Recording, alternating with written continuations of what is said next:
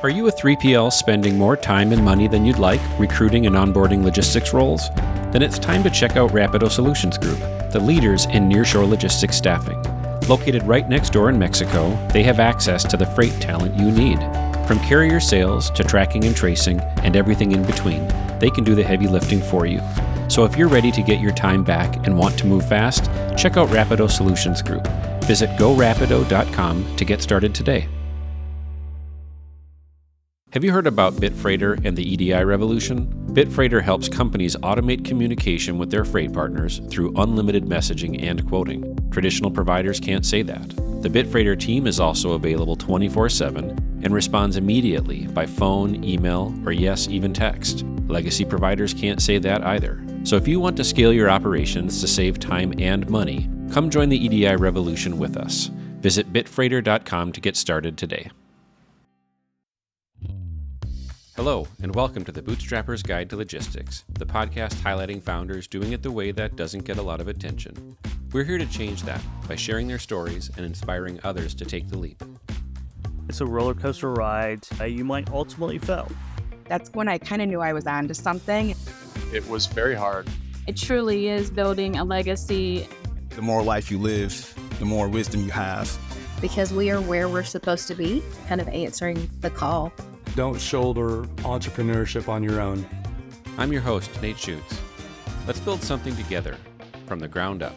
Hello, everybody, and welcome back to the show. We are wrapping up 2023 with another founder story. I'm excited this week because it's a Midwesterner who's done what I intend to do at some point and moved to a warmer climate. Very, very jealous as we sit here in December, but good morning and welcome to Patrick Noonan, who's the founder of Map Transit based in Florida. Good morning, Patrick. How are you today?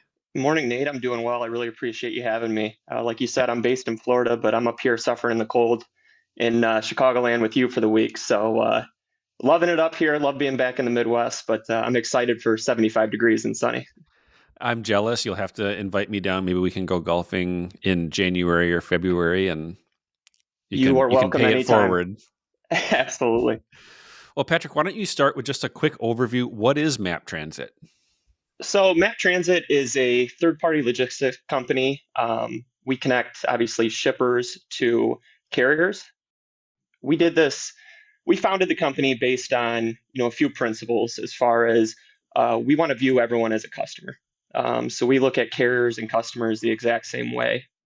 Our relationships with shippers need to be every bit as strong as our relationships with carriers. And our really founding principles were developing relationships, strengthening relationships, and not being a transactional company.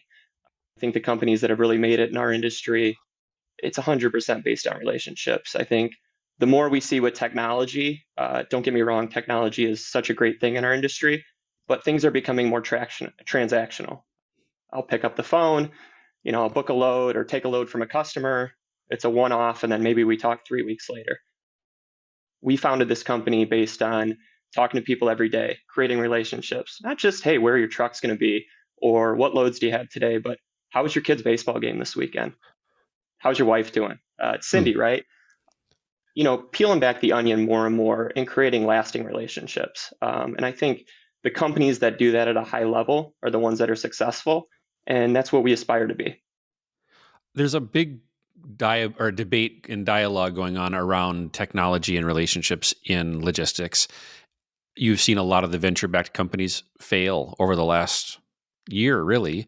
And the promise of technology can solve everything is proving to not be true. And not only can it not solve everything, but people don't want it to solve everything. They actually want to work with human beings when there's a problem or when something goes sideways. How do you view, what is the right amount of technology versus what's the right amount of human touch? So great question. The way I view it is they need to go hand in hand. So, we kind of spoke earlier about neither of us are that savvy technologically. However, there needs to be an opportunity where everyone expects technology to a certain extent, right? And when I say that, I got in the industry in 2014. I remember the beginning of sending macro point or RMIS setups, right? Every carrier said, oh, I don't want to do macro point. I don't want to do RMIS. Just send me the paper copy, right? And I get it. That's how things were done for so long. When we started MAP in 2020, every carrier was like, well, where's the RMIS? Where's the macro point? It was like, well, we can't afford it yet, right? But now the expectation is we have these things so there doesn't have to be as many touches, right? When I look at technology and relationships coming together as one and kind of helping this industry move forward, I look at it really from a carrier sales perspective or even a customer sales perspective. Carrier sales wise, I might have, John in Chicago who has 10 dry van trucks, right? John wants to know what loads I have at all times, right? John and I can't talk 100 times a day every time a load hits the board, right? Now, John might see my portal and see, hey, I have 10 loads coming out of Chicago over the next 6 days, right? As opposed to calling me every 20 minutes for what do I have, what don't I have. I now have this portal where John can say, hey, Pat, I got trucks for this load, and this load. Now, where the relationship comes in is, hey, guess what? Your driver got rejected on my load. Hey, John, I'm going to do my best to take care of you, right? The customer is going to take a while to get back to me, but no matter what happens, I'm going to do my best to compensate you for your time. That's me as the broker. Now, John is the carrier. Let's say his driver gets rejected on a previous load, right? The relationship I'm building with him as a human being that technology can't is John calls me and says, hey, man, I know our pickup's not for 4 hours, but I got some rejected freight. It's probably best you start looking for a new truck, and I'll reach out to you if things get fixed here. Now, we both had problems, but we're taking care of each other, right?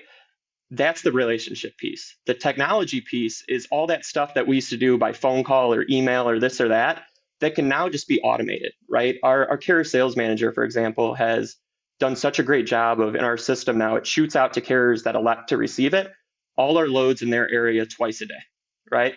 Then I see the emails coming in. Hey, JP, hey, Taylor, hey, John, what do you got here? What do you got there, right? Now they're negotiating rates. They're figuring out what they need, how often they're there. So that first layer of creating the relationship is being done via technology. Now it's our guys' jobs to peel back the onion, right? Where are your trucks and when? Oh, on top of that, what are you doing this weekend, right? So they go hand in hand. But I don't think you're never going to convince me that technology is the 51%. The relationship is always going to be 51% to me, and technology can be as high as 49%. That's maybe the most succinct answer I've ever heard on the relationship between the two of those. I like that 51% people. The people side has to win in the long term. The technology will change and evolve, but relationships will always matter. Speaking of, let's go. You said when we started MAP. Tell me about your co-founders and how did you find each other? Well, it's a great story. So Andy Lee he's first and foremost, and it was without a doubt his idea. He was my manager at the last company I was at.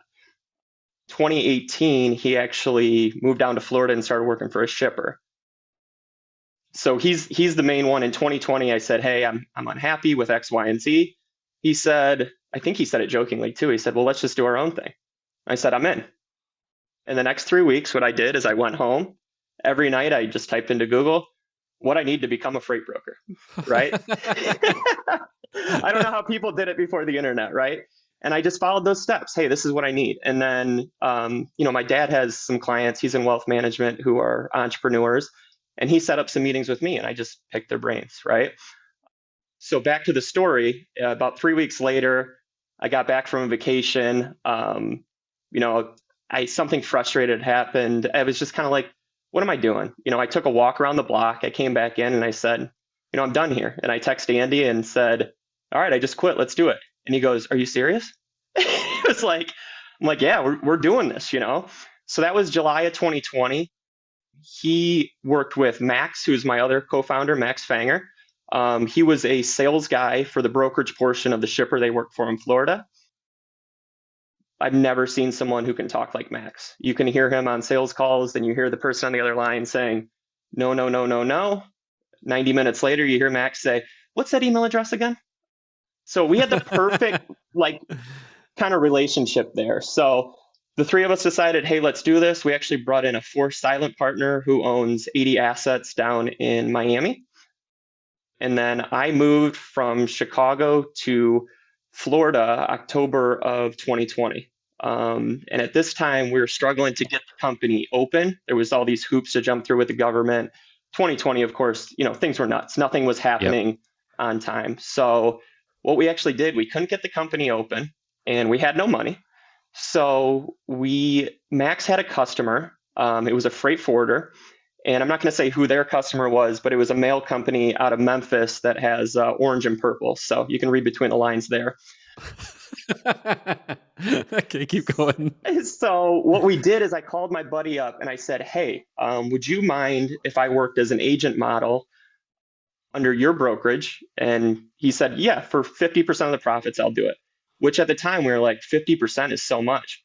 Well, we didn't know what billing was. We didn't know what all this other back office stuff was, right? So we actually got a pretty good deal.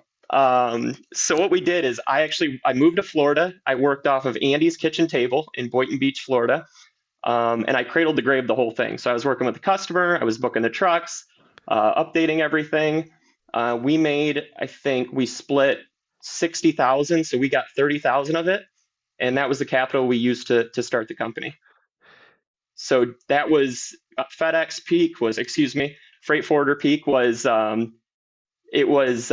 November, December of 2020. And the company opened January 14th with our, what we thought was a ton of money at the time. We realized shortly after we needed more cash, but that's how we got things off the ground.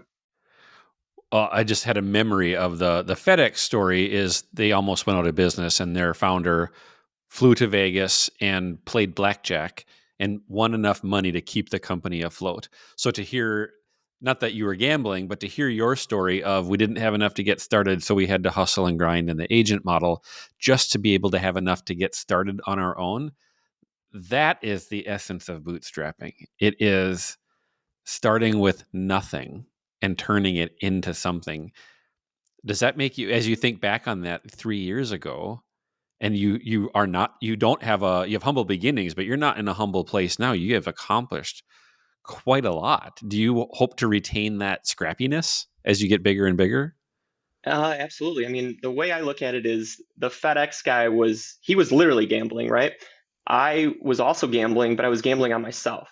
And if I'm going to gamble on anything, it's myself. Believe me, if you saw my gambling on sports or anything else, you'd be like, yeah, that's probably a smart idea, Pat. But yeah, just remembering the nights early on, like I mentioned, we didn't even know what accounting was. So I remember the first 2 months, like it got to the point where, Max was basically cradle to graving and I was doing all the back office stuff, right? And we thought Max was going to bring in the customers, I was going to book the freight. And then we realized there was this whole other piece that we didn't know about. So I remember not sleeping, like 2 hours a night sleeping, because I was just like, how do I do accounting? What can I do? Like, who can I ask? Where can I go? And when I think about it, that's kind of the culture and the mentality that we are trying to drive into all of our people. One of our 5 core values is entrepreneurial spirit. And what that means is creating a business within the business, right? So if you're a carrier rep, you're creating your own book of business with inside a map, right? You are an entrepreneur. You are doing your thing with inside the frames that we give you, right? We're just here to support you. And continuing to tell people, like, we'll be out, with the guys or whatever, just having a couple drinks or whatever. And one of our carrier sales managers, he'll be like, Pat, tell the garage story, tell this story, right? And I love telling those stories because not to say, hey, like, look at what we did, but to say, hey, this is what needed to be done to get us here, right? And I never want to forget what we had to do to get to the next step, right? Like, if you don't remember the past, you're not going to know what to do in the future. So you need to continue to learn and develop, right? If I was a C player when we started the company, I hope I'm a B- player now. And we're just going to keep moving forward with that, right? So to sum up the answer to your question is, yes, it did a ton for us. And we want to do our best to relay that experience to our people to realize, hey, a little elbow grease and a can-do attitude, we can make anything happen at MAP. And it sounds like each of you has, as co-founders, unique skills and abilities. Are you a good manager? I'm horrific. I'm the worst manager you've ever seen. I like to consider myself a leader. I think I set a good example for the most part. I'm positive, but me managing people, oh my God, it's just awful. I was listening to something not too long ago. It was another guy similar to myself, and he said, I was a terrible manager because I tried to keep turning everyone into myself. And nobody's going to do anything like I am, right? And that really stuck with me because I've worked with hundreds of carrier sales reps. That's my background. I've never seen anyone do it the same way, but I've seen a lot of people be really successful doing it their own way. And when I would manage, I would just be like, well, why would you do that? Why are you saying this? Why are you saying that? That doesn't work, right? You have to give people some SOPs and some leeway and let them fail and succeed on their own, right? When they fail, you got to be there to pick them up and help them. And when they succeed, you got to pat them on the back and say, keep going. However, I just really struggle with that in between part. I know it needs to be done. I'm so intense that I can't get out of my own way at times, is really what it comes down to. Now, I don't hold anyone to a standard I don't hold myself to. You know, I like to joke, I got out of college, I can barely read and I can kind of count sometimes. But when I think back, the one thing I did learn in college is we had to read a sales book. And the number one rule in that book of management was never ask someone to do something you wouldn't do yourself, right? And that stuck with me. If I got anything out of college, I'm glad it's that.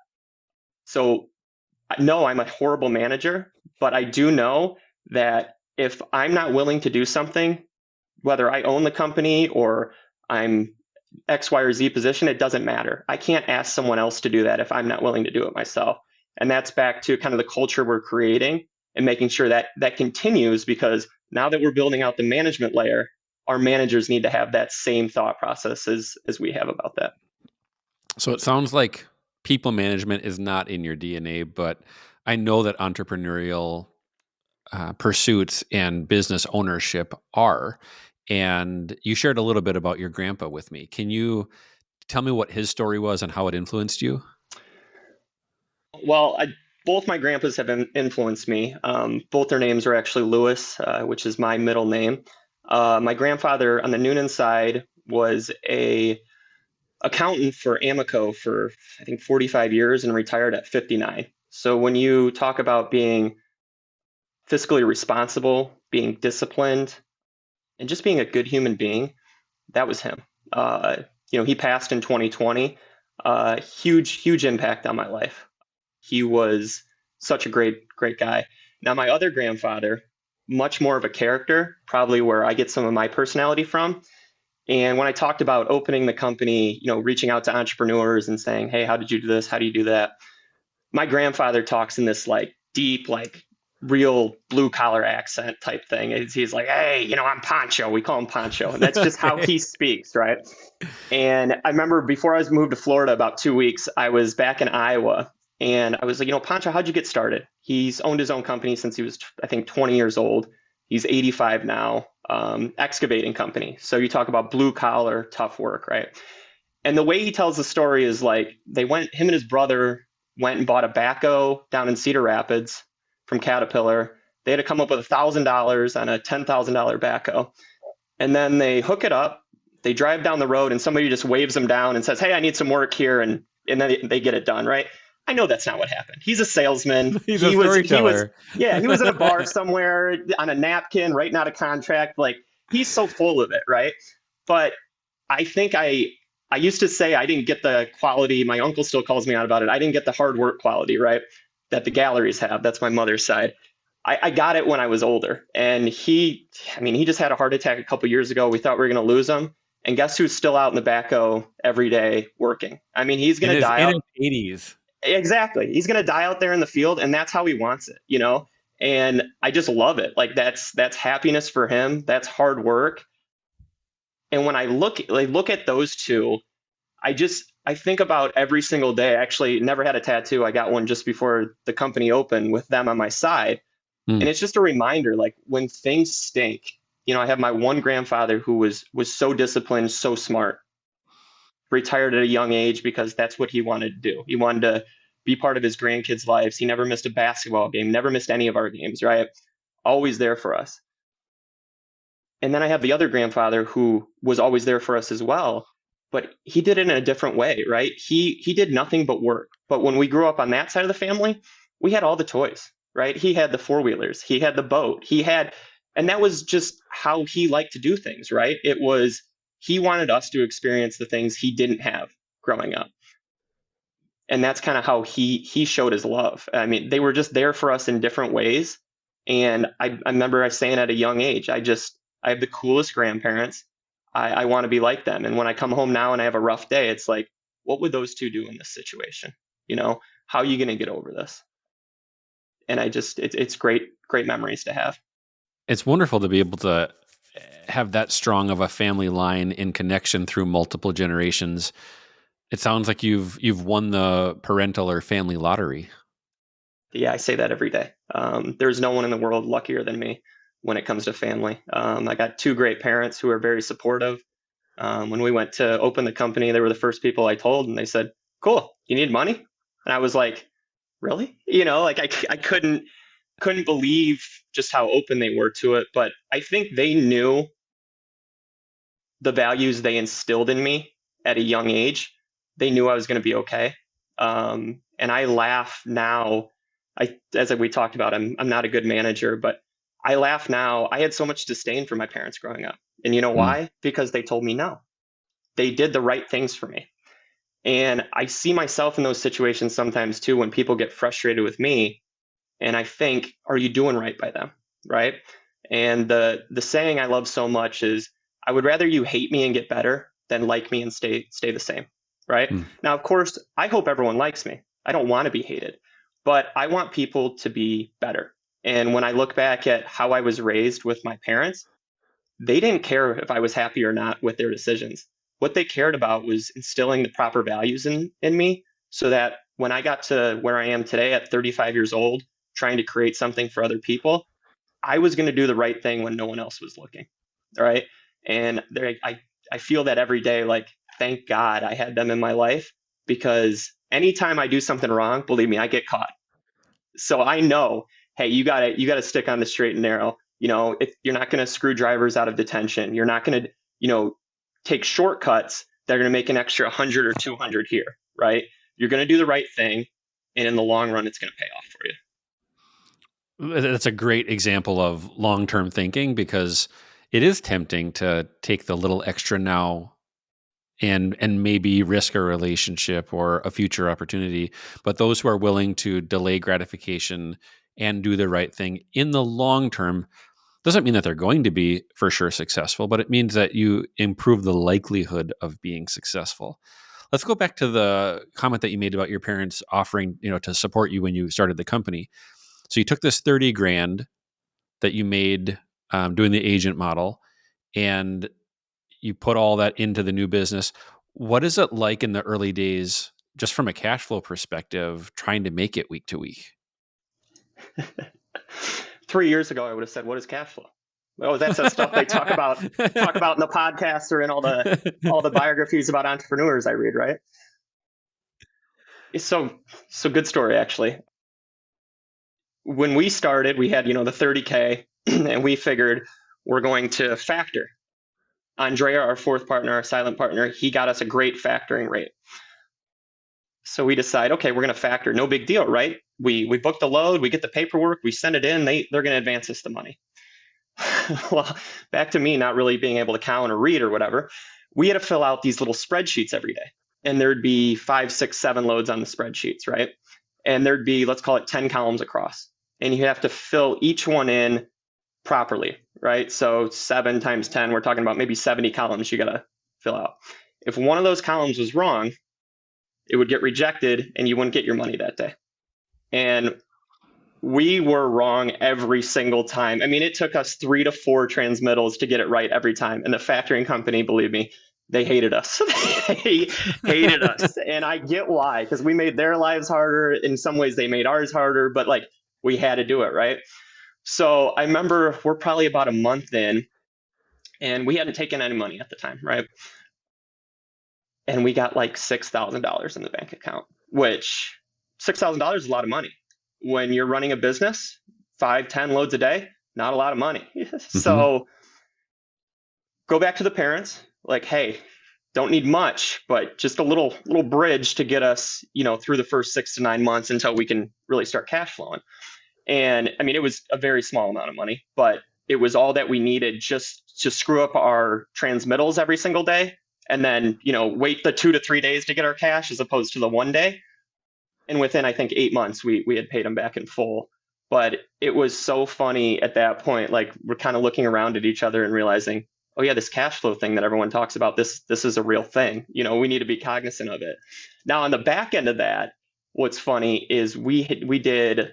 Well, it's a different story, but we did 2 different projects that we factored everything on, and we had all this money in our bank account, and we're thinking, oh my God, look at us, we're blowing up. We hadn't received any of that money, right? The factoring company was advancing it all. So at the time, we're thinking, oh, we're crushing it towards the end of 2021, our first full year. And then we're looking at the taxes and stuff, and we're like, well, why are the taxes low? This doesn't make sense. It's because, listen, ding dong, you haven't received any of the money yet. So we went from not having money to thinking we had money back to realizing, oh, no, we don't have any money. So it's been such that yin and yang with cash flow. And now more than ever, we've really buckled down, and I give Andy a ton of credit. He's really grabbed the bull by the horns here. And he's like, this year we're going in with a budget. We're doing this, we're doing that, because we're still scaling organically. We haven't taken any money. We took this, like I said, the small bridge loan, but we paid it back immediately. So we have to be smart. We could hire 15 people tomorrow and the business would operate so much better. However, we can't afford that unless we're going to go out and take some money. So that cash flow is so smart, but the way we're doing it, it creates that discipline that I love. It's showing us how frugal we need to be, right? You mentioned some other companies, that have just kind of thrown money at the problems. The money dries up eventually. You just can't continue to throw money at the problems. Then to go back to kind of tech we were talking about, like I said, there's a place for it. I would like to see the tech companies start operating more organically. Now, maybe it takes some 5 to 10 years longer to get to market, but I think our economy and our industry would go so much further by being much more fiscally responsible. And I think there's a place, to really teach people within our industry how to do that. So, you hit it on the head. Cash flow is king. I talked to another owner of a brokerage when we met down in Nashville this summer, and he looked at me, he said, you realize all you are is a bank, right? Customer pays in 120, you pay in 25, right? And I'm like, yeah, you're kind of right. Cash is king. So yeah, I've learned a lot of lessons about cash flow, and we're still learning them. So when you Googled how to be a freight broker and the results came back, now that you're a couple of years in, what would you add to the Google results that were missing the first time? I don't know if we have enough time today for that. I mean, it's just so much. First of all, my buddy told me before we opened the company, he goes, however much money you think you need more. So that's number one. No matter what you think, you don't realize what things cost and how much people cost early on, because you have to overpay everyone to buy into what you're trying to do. There's that. I think the other thing is, being able to work with people. I was a sales rep I sold windows, and then I sold, freight, carrier sales for 10 years. When you're a sales rep, a lot of times you're isolated, right? It's like playing tennis. It's me versus the other guy. It's not playing basketball. You're not passing to anyone. It's just you versus someone else. So once getting into that partnership, I had to learn, like, hey man, this is a true team. In carrier sales, sometimes, we get the rah-rah, we're all on a team. Yeah, but our commission checks are different, aren't they? So when you're a partnership, it's learning how to work with people who are different than you, think differently than you. And that has been such a blessing. I like to think about, like, Max and myself. When people ask, like, what's the dynamic between you three? I say, if it's a football field, I would be on one goal line personality-wise, Max would be on the other goal line personality-wise, and depending on the day, Andy would float somewhere between the 20-yard lines, right? And that's such a blessing. If everyone had the same opinion, you and me wouldn't be talking here today, Nate. I've learned Mm-hmm. so much from those two over the last couple of years where it's just like, God, just step back and think about it. But I was so used to just doing things one way, which was my way. And sure, my way got me some success in sales, but you have to be able to digest other people's opinions, whether right or wrong, and then find the good from those things. So that working as a team was definitely number two for me. And then I think number three, that you have to, if anyone who works in freight knows this, but it's really, really important, especially in the freight game, because we can control such a small piece, right? At the end of the day, if the customer acts in a certain way or the carrier acts in a certain way, we can't control that, right? We can get on the phone and we can try and come to a common ground, but that's very, very difficult. So you just need to keep in mind that, life isn't so much what happens to you, it's how you react to it, right? If we can take these horrible situations and compartmentalize them and say, you know what, I can't get as worked up about this because I did everything in my power. I can't control that, right?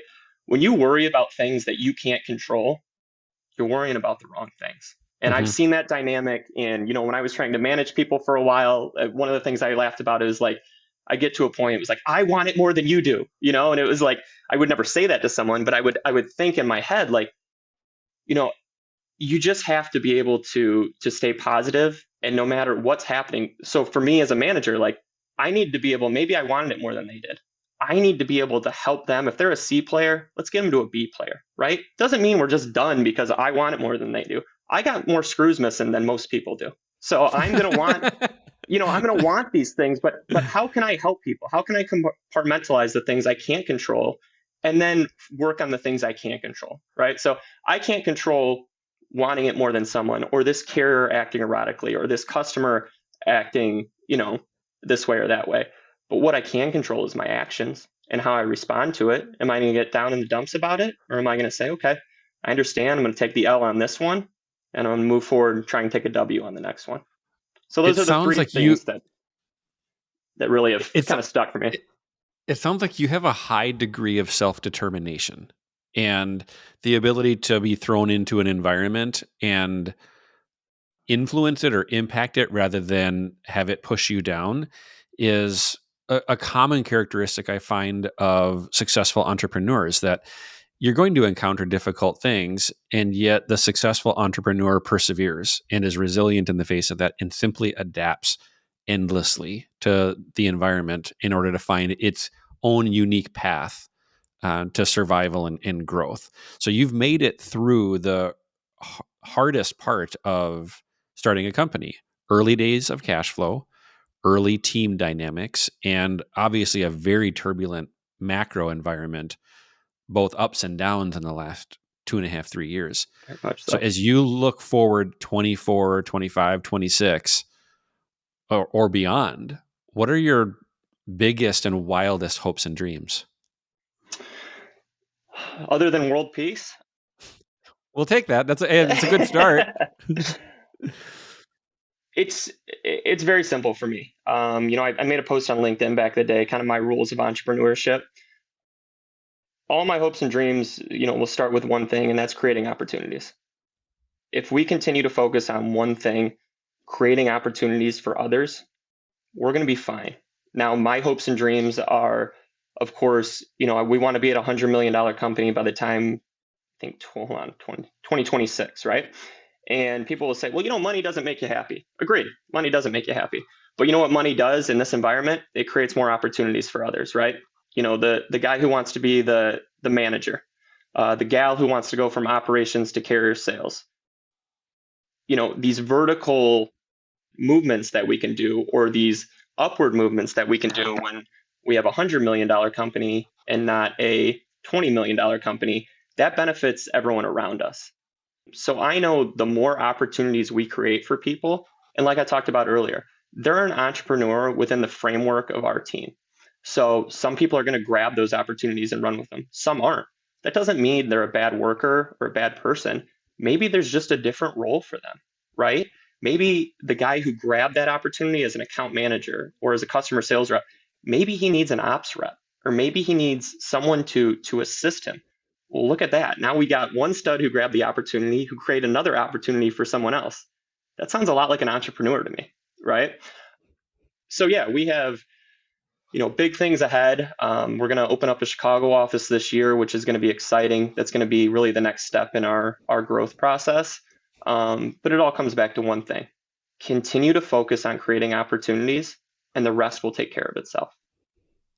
That's a brilliant way to wrap up a journey that I find already inspiring. We're going to have a couple of side conversations because I want to hear some deeper insights on a couple of stages in your journey. But Absolutely.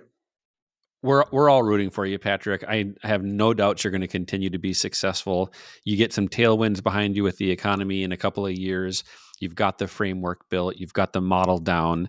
And as you keep building that team and creating those opportunities for others, I have no doubt in my mind you're going to hit that $100 million mark faster than you think.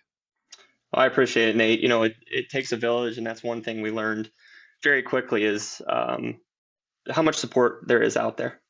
We've gotten way more positive feedback than we have negative, which puts me off a little bit because I like having some haters. Michael Jordan was like one of my guys, and he used to make up stories about people to like inspire himself. And I think I do some of the same things, but I really appreciate the kind words. It's just continuing to lay the brickwork. And I know we're going to get there. But all the positive energy that we received externally, it means a lot. So it's been exciting. Congratulations. And we'll follow up on an update.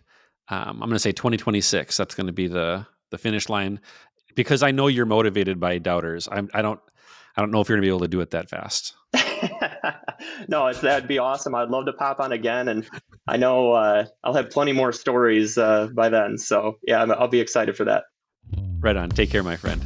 All right, you as well, Nate. Thanks for listening to another episode of the Bootstrapper's Guide to Logistics, and a special thank you to our sponsors and the team behind the scenes who make it all possible.